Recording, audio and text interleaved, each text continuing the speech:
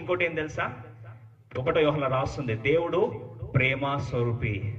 ఈరోజు ఆలోచించు, కూర్చున్న ప్రతి ఒక్కరు నో డౌట్ 100% ఈ ప్రేమను పొందాలి, లేదా ప్రేమించాలి, లేదా ప్రేమించబడాలి అన్న ఆశ ప్రతి హృదయంలో లేదా?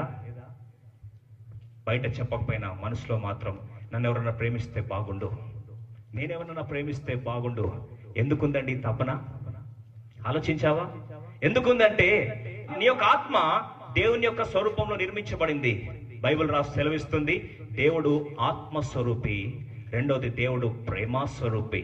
అందుకొరకు యవనస్తురాలిగా నన్ను ఎవరన్నా ప్రేమిస్తే బాగుండు అన్న కసి లేదా ఆ యొక్క ఆక్రందన నీ హృదయంలో నుంచి వెల్లుపుతుంది. కానీ ప్రశ్న ఏంటంటే, ఈ ప్రేమ ఎక్కడ దొరుకుతుంది? కనిపించేది ప్రేమ అని బహుశా ఆకర్షణే ప్రేమ అనుకొని ఒకవేళ మోసపోతున్నట్లయితే కారణం ఏంటో ఆలోచించావా? సాధారణంగా ఆలోచించండి. ఎక్కువ రోల్డ్ గోల్డ్ ఐటమ్స్ కానీ లేదా ఈ యొక్క డూప్లికేట్ ఐటమ్స్ కానీ దేన్ని చేస్తారండి? ఒక రాయిని డూప్లికేట్ చేస్తారా? చేయరు. ఎందుకు? చేసినా కానీ విలువలేదు దానికి. దేన్ని డూప్లికేట్ చేస్తారు? బంగారాన్ని లేదా డైమండ్స్ ని దాన్ని డూప్లికేట్ చేస్తారు. ఎందుకు? దానికి ఏముంది? విలువైంది.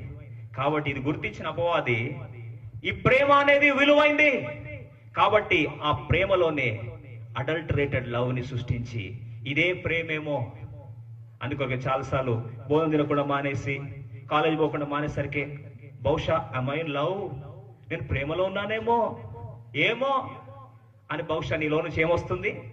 మిస్అండర్స్టాండింగ్. ఎందుకంటే ఒరిజినల్ లవ్ ఏంటో తెలియక ఆ నిజమైన ప్రేమ కావాలని చెప్పి తప్పించడం వాస్తవం కాదా? ఆలోచించు.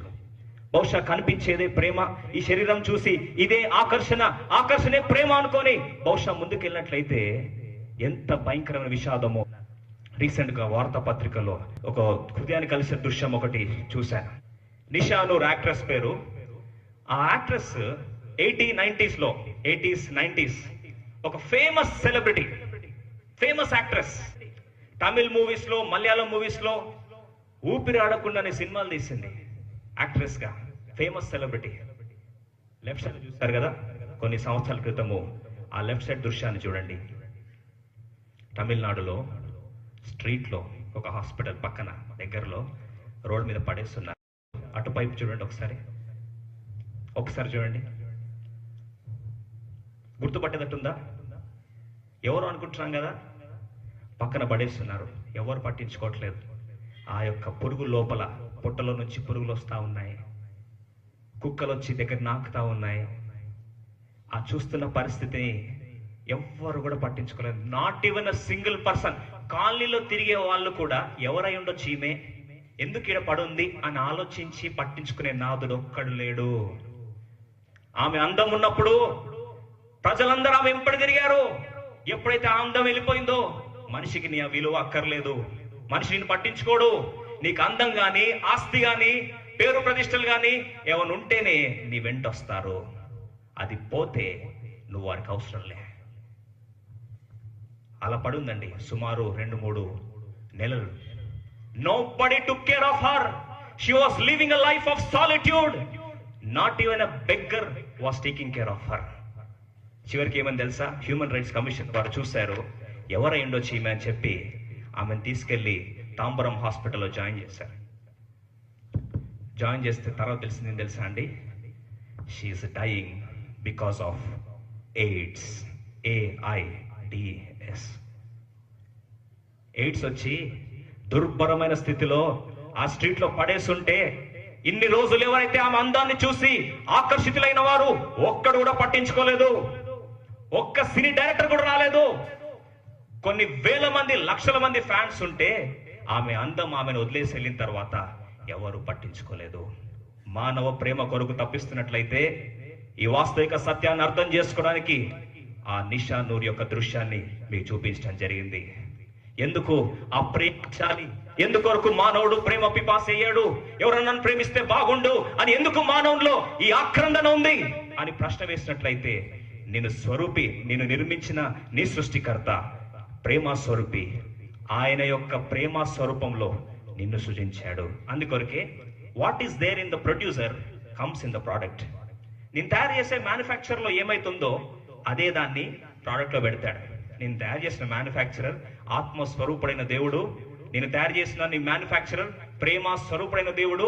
కాబట్టి నిన్ను కూడా ఆ యొక్క ప్రేమించాలి అన్న ఆశ నీ హృదయంలో నుంచి వస్తుంది. నన్ను ఎవరైనా ప్రేమిస్తే బాగుండు అన్న ఆశ నుంచి వస్తుంది. కానీ వాస్తవిక ప్రేమ ఏంటి తెలుసా? వాస్తవిక ప్రేమ ఏంటి తెలుసా? అతి గొప్ప ప్రేమ ఏంటి తెలుసా? దేవుడు లోకమును ఎంతో ప్రేమించెను, కాగా తన అద్వితీయ కుమారునిగా పుట్టిన వాని యందు విశ్వాసం ఉంచువాడు ప్రతివాడును నశింపిక నిత్య జీవం పొందినట్లు ఆ కుమారుని అనుగ్రహించెను. నీ కొరకు ప్రాణం పెట్టేదే నిజమైన ప్రేమ. ప్రాణం తీసుకునేది కాదు నిజమైన ప్రేమ. యాసిడ్ పోసేది కాదు నిజమైన ప్రేమ. ఆకలేస్తే అన్నం తినాలనేది కాదు నిజమైన ప్రేమ. నిజమైన ప్రేమ ప్రాణం పెట్టేది. ఆ నిజమైన ప్రేమ ఏంటో చూపించడానికి వచ్చాడు యేసుక్రీస్తు ప్రభువారు. అందుకొరకు వచనం రాసిన చూడండి, దేవుడు లోకముని ఎంతో ఎంతో ఎంతన్నా పెట్టుకో, ప్రేమకు కొలత లేదు. నీళ్ళనేమో లీటర్లో మెజర్ చేస్తావు, లేదా బరువునేమో కిలో లెక్క జోక్తావు. ఈ ప్రేమకు యూనిట్స్ లేవు. ఎంత ప్రేమ అంటే చివరికి కల్వరిశిలలో రక్తం అంతటిని కార్చేసి నీ కొరకు చివరికి తన రక్తాన్ని దాచుకోలేదు, తన శరీరాన్ని దాచుకోలేదు, తనలో ఉన్న నీరును కూడా నీ కొరకు దాచుకోలేదు. ఇది యేసు ప్రేమ.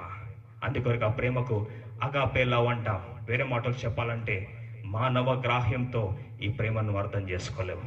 ప్రియవన సహోదరి సహోదరుడా, ప్రేమ కొరకు తప్పిస్తున్నట్లయితే నీ హృదయంలో నన్ను ఎవరైనా ప్రేమిస్తే బాగుండు అన్న ఆక్రంద నీలో ఉన్నట్లయితే యేసుక్రీస్తు ప్రభువు ఆహ్వానిస్తున్నాడు.